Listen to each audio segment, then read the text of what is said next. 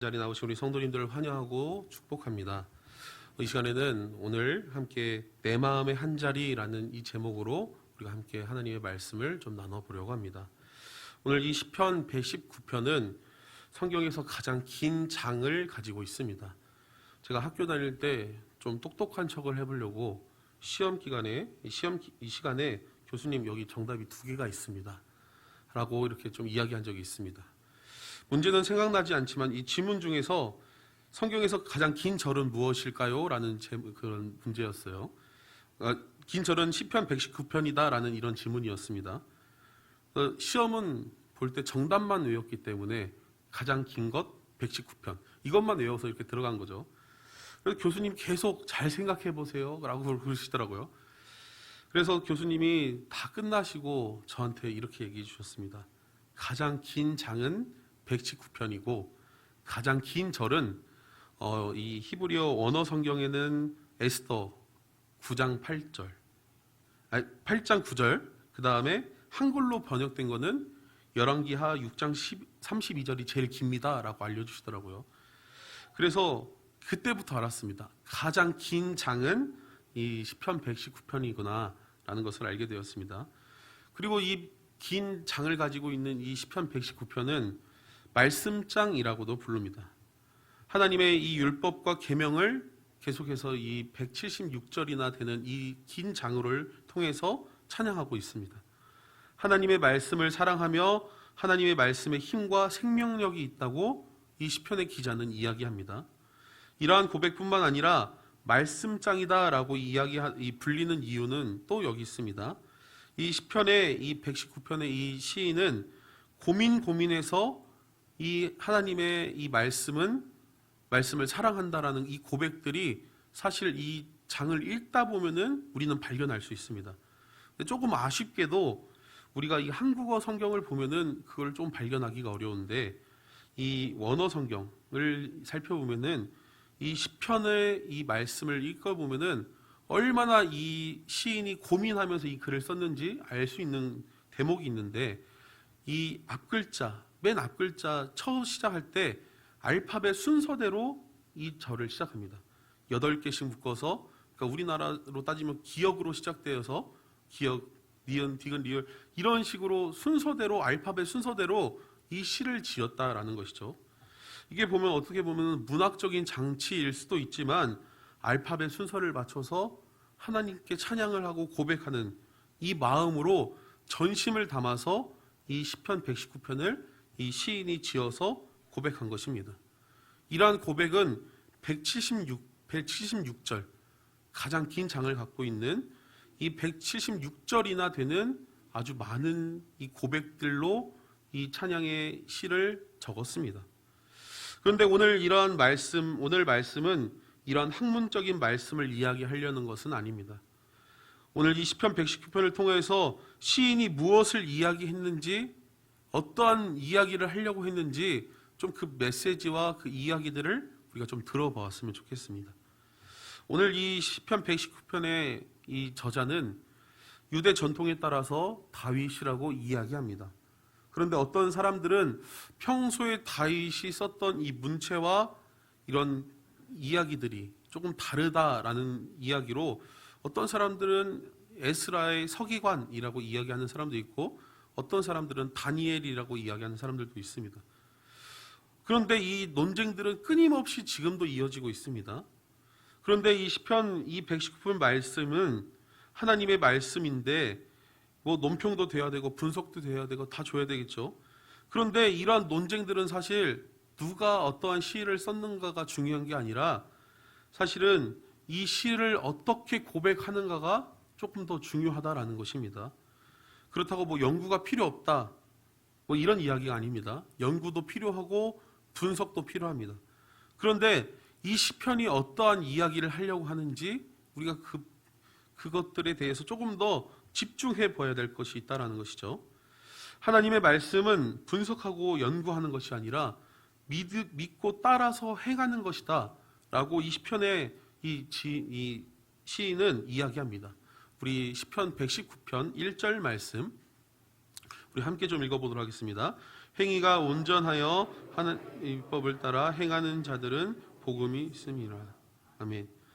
이 시편 119편에서 복 있는 사람들에 대해서 이야기하는데 하나님의 말씀을 따르고 행하는 사람들이라고 이야기합니다. 그러니까 복 있는 사람이 어떠한 사람이냐면은 하나님의 말씀을 따르고 행하는 것이다라는 것이죠. 그 분석하고 어떤 것들을 연구하는 것이 아니라 하나님의 말씀을 믿고 따르는 사람이 복이 있다라는 것입니다. 우리가 오늘 10절, 11절 말씀을 보기 전에 하나님의 말씀을 따르는 사람들은 어떠한 사람이길래 성경은 복이 있나 우리가 한번 좀 살펴봤으면 좋겠습니다. 이것을 좀 알으려면은 구약 성경을 좀 이해를 해야 됩니다. 구약 성경을 이해하려면은 큰 두 축이 있습니다. 하나는 신명기적인 사관이랑 역대기적인 사관, 이 두 사관이 있는데 이 두 축을 이 구약 성경이 이루고 있습니다. 시편 말씀은 소위 이 구속사적 사관이라고 해서 신명기 사관으로 보는 것이 맞습니다. 이게 무엇이냐면은 하나님이 어떻게 구원하시고 구속하시는지 그 신명기적인 사관, 생각을 가지고 이 오늘 말씀을 봐야 된다는 것입니다. 역대기적 사관은 또 그 사관에 맞춰서 읽는 것들이 있습니다. 신명기 말씀을 보면은 하나님의 말씀을 따르고 행하는 사람들에 대해서 이야기하고 있는데 그 말씀을 이 신명기적인 사관으로 보면은 이렇게 찾아볼 수 있습니다. 우리 신명기 6장 4절 말씀 우리 함께 좀 읽어보도록 하겠습니다. 이스라엘아 들으라 우리 하나님 여호와는 오직 여호와시니. 아멘. 이스라엘아 들으라. 쉐마, 이 쉐마에 대해서 이야기를 하고 있는 것입니다. 쉐마의 말씀, 하나님의 말씀을 들으라라고 하는데 어떻게 듣냐면은 우리 이어서 6장 8절에서 9절 말씀, 신명기 6장 8절에서 9절 말씀도 한번 좀 읽어보겠습니다. 너는 또 그것을 메어 기호를 삼으며 내 미간에 붙여 표로 삼고 또 내 집 문설주와 바깥문에 기록할지니라. 아멘. 손에 메고 이마에 붙이고 돌아다니는 길목마다 돌아다니는 곳곳마다 붙여놓으라, 적어놓으라 라고 이야기하고 있습니다. 이게 어떠한 의미를 갖고 있습니까? 쉽게 이야기하면은 우리의 마음에 하나님의 거하실 그 마음의 자리들을 만들어 놓으라 라고 성경은 이야기하는 것입니다. 쉐마, 하나님의 말씀을 들으는 것은 우리 마음에 하나님의 마음이 들어올 수 있는 그 자리를 만들어 놓으라는 것입니다. 손목에 메고 이마에 붙이고 다니면 얼마나 불편합니까? 뭐 액세서리도 아니고 그 하나님의 말씀을 적고 다닌다라는 것은 내 마음의 한 구석을 하나님께 내어놓으라라고 하는 뜻입니다. 대학교 다닐 때 처음 대학교에 들어가서 이 당구장에 간 적이 있습니다. 이 당구장에 들어갔는데 얼마나 재밌던지 이 당구에 빠져서 한참 고생한 적이 있습니다. 이 사구라고 하죠. 이 흰색 공을 가지고 빨강색 그 두 공을 건드리는데 얼마나 재밌던지 저 꺼져 있는 TV를 봐도 공들이 돌아다닙니다. 네모난 것들만 보면은 공들이 생각이 나요. 어떻게 쿠션을 하면 속에 맞을까? 문을 봐도 나고 차를 봐도 나고 차 천장을 봐도 막 공이 돌아다닙니다. 그래서 이건 안 되겠다 해서 이 당구를 내려놓고 이 야구에 또 응원에 또 빠졌습니다. 이 옛날에는 지금은 자리가 지정 좌석이 되어 있어서 예약을 하고 나면은 제 자리가 비어 있습니다. 근데 옛날 이 광주 이 무등 경기장을 가면은 선착순 먼저 가는 사람이 그 자리를 맡는 겁니다. 그래서 이 야구에 또 응원에 빠지다 보니까 학교 수업이 끝나자마자 달려가는 겁니다. 학교 수업이 끝나기가 그렇게 기다려지는 적이 처음입니다. 점심을 먹고 있는데도 이 점심이 맛있지 않습니다. 얼른 저기 가서 치킨 한 마리 사서 들어가서 응원을 해야 되는데 그것만 생각을 하는 겁니다. 그래서 제가 얼마나 이 야구에 빠져 있었냐면은 원래 이 야구는 월요일 날 쉽니다. 신학교도 월요일 날 수업이 많이 없습니다. 그런데 이 야구를 보기 위해서 평일에 야구를 보기 위해서 월요일 날 모든 수업을 다 몰아넣고 오후에 모든 수업을 다 빼놓습니다. 그리고 나서 점심 먹고 야구장으로 달려가는 것이죠. 근데 이건 안 되겠다. 그래서 이런 마음들을 먹었습니다. 이 수업을, 좋은 수업을 듣기보다 내가 어떠한 야구를 보고 어떠한 선수가 나오니까 그 야구장에 가야겠다, 그 마음만 자리 잡고 있는 것이죠. 내 모든 삶의 방향이 야구에 감이 있습니다. 학교를 갈 때도 야구 유니폼을 입고 학교를 가고, 사람들이 야구 백팩을 메고 다니는 그 모습이 좋아하기 보아서 야구 백팩을 사고 있고, 전 야구 공을 던지지는 않는데 글러브를 사고 있고, 내 모든 삶의 방향이 내 마음에 어떤 것이 들어가 있는가에 따라서 내 삶의 모든 방향이 바뀝니다. 5년 전에 저희 친누나께서 쌍둥이를 낳았습니다. 너무 이쁜 조카들이 나왔죠. 저희 부모님들도 너무 좋아하셨습니다. 그리고 저희 부모님 댁에 많이 와서 살았습니다. 근데 집에 갈 때마다 힘들었던 것이 무엇이냐면은 온 가족이 7시 반, 8시면은 모든 TV와 불을 끄고 방으로 들어갑니다. 저는 오랜만에 집에 가서 부모님과 이야기하고 싶은데 밥 먹을 때도 아이들이 울면은 부모님과 이야기할 수 없습니다. 그냥 온 가족들이 7시, 8시까지 아이들을 돌보다가 다 들어가서 자고 핸드폰 보고 자고 또 아침 일찍 일어나서 아이를 보고, 선택사항이 아닙니다. 무조건 아이가 잘 그 시간에 모든 사람들이 다 들어가야 됩니다. 우리 가족의 삶에 이 아기가 들어오니까 모든 생활의 패턴이 다 달라진 것입니다.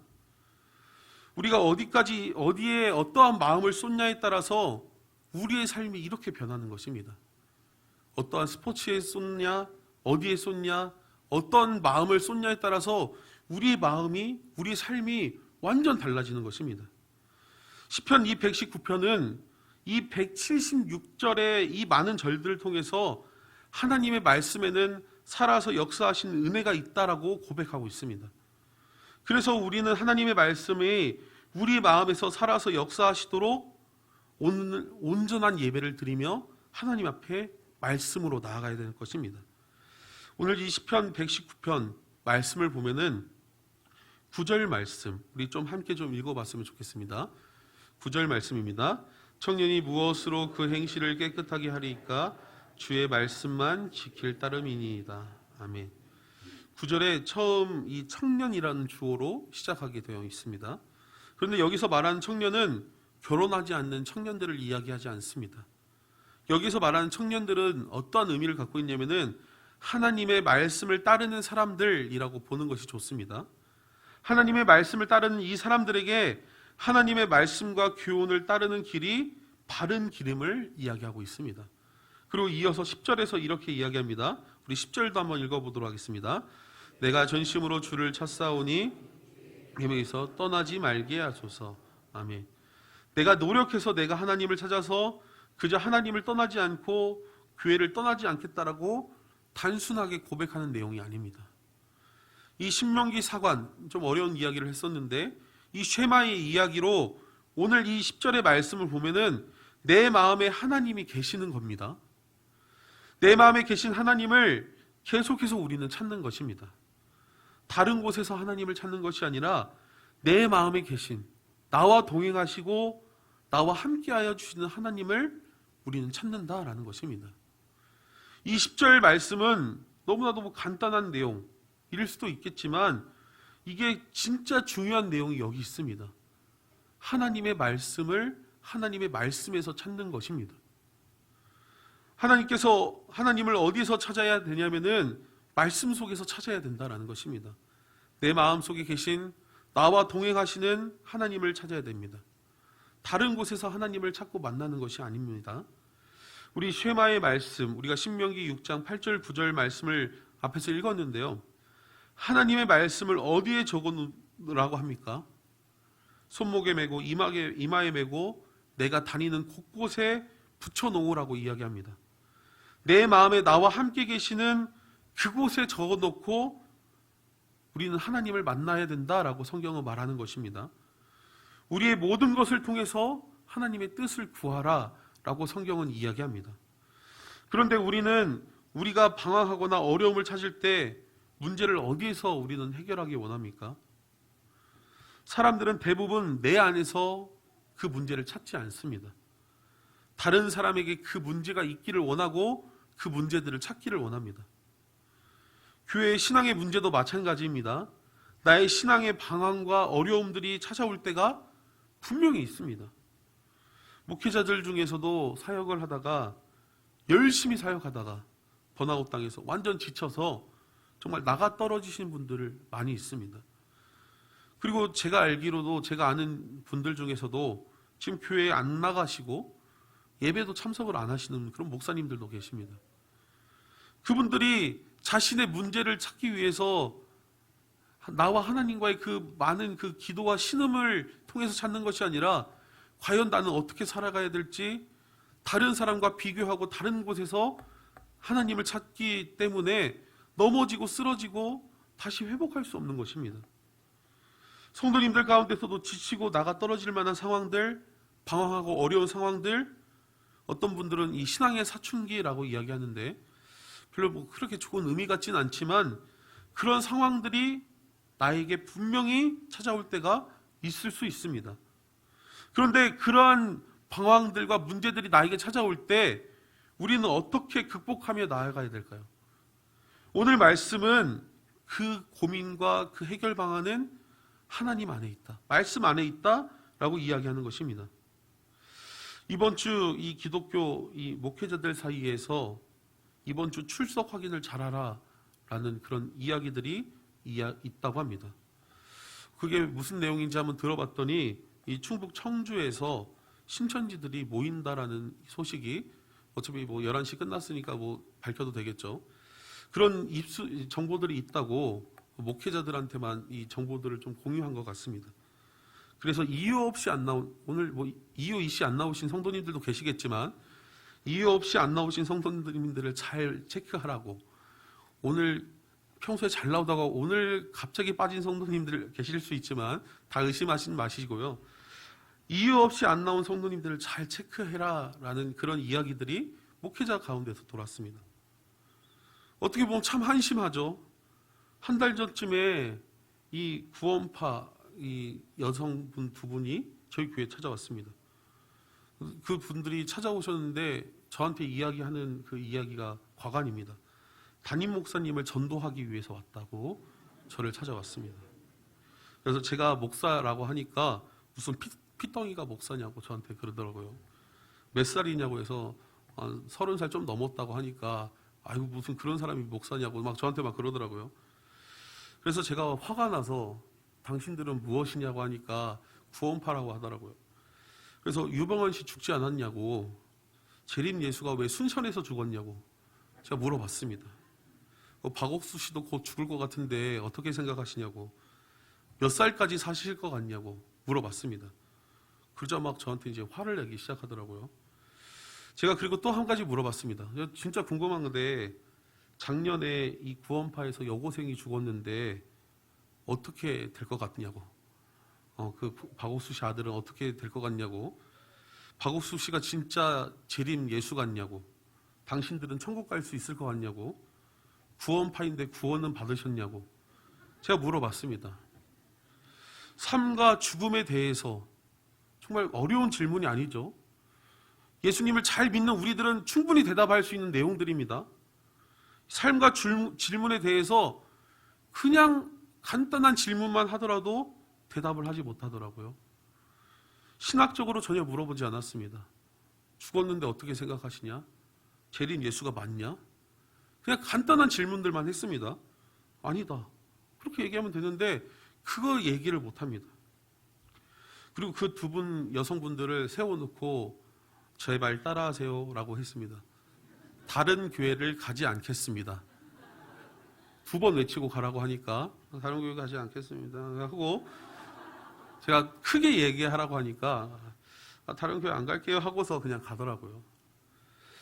이게 사실은 너무나도 한심하죠.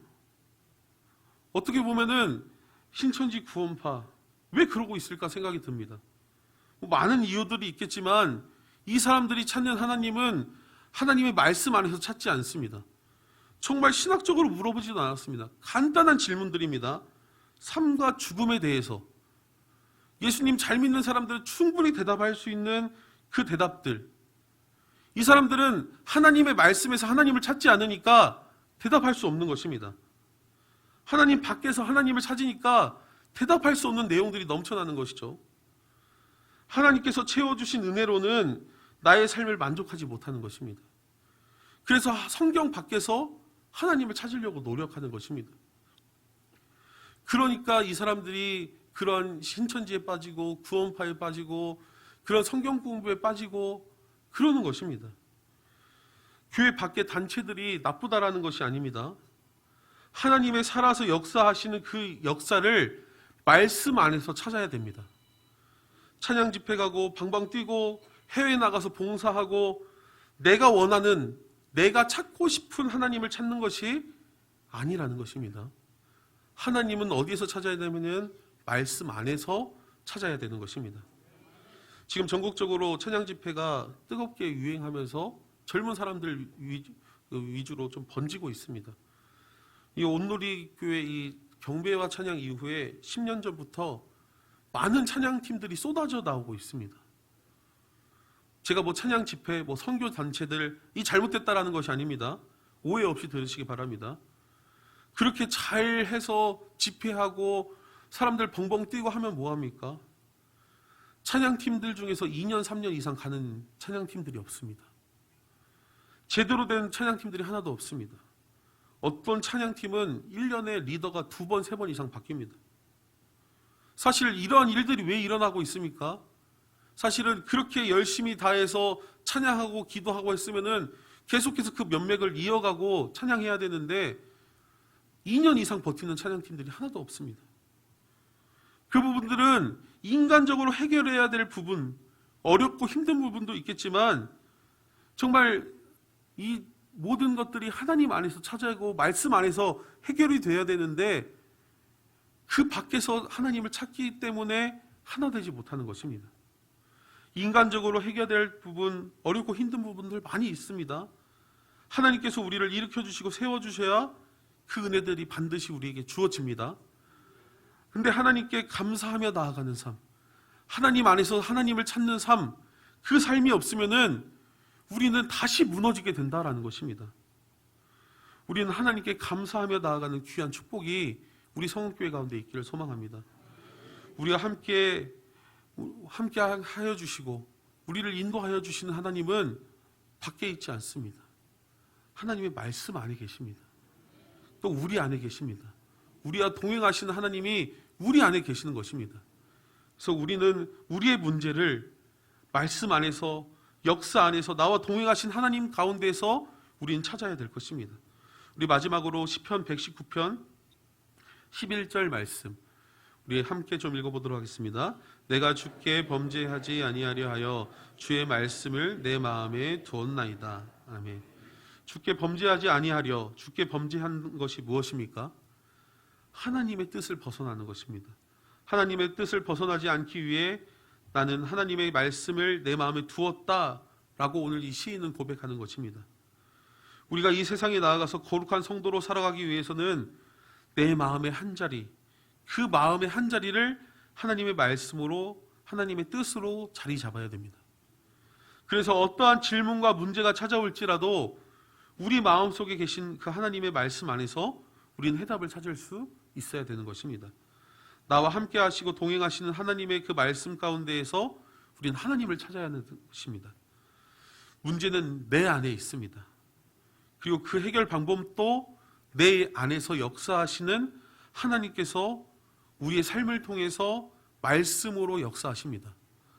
하나님의 말씀은 살아서 역사하십니다. 그래서 우리는 그 모든 문제들을 이겨낼 수 있는 것입니다. 하나님의 말씀은 이 세상에 어떠한 보물보다도 소중하게 여기는 귀한 은혜가 우리 성원교회 가운데 있기를 소망합니다. 우리 함께 우리 주님 큰 영광 받으소서 함께 찬양하시면서 좀 기도로 나아갔으면 좋겠습니다.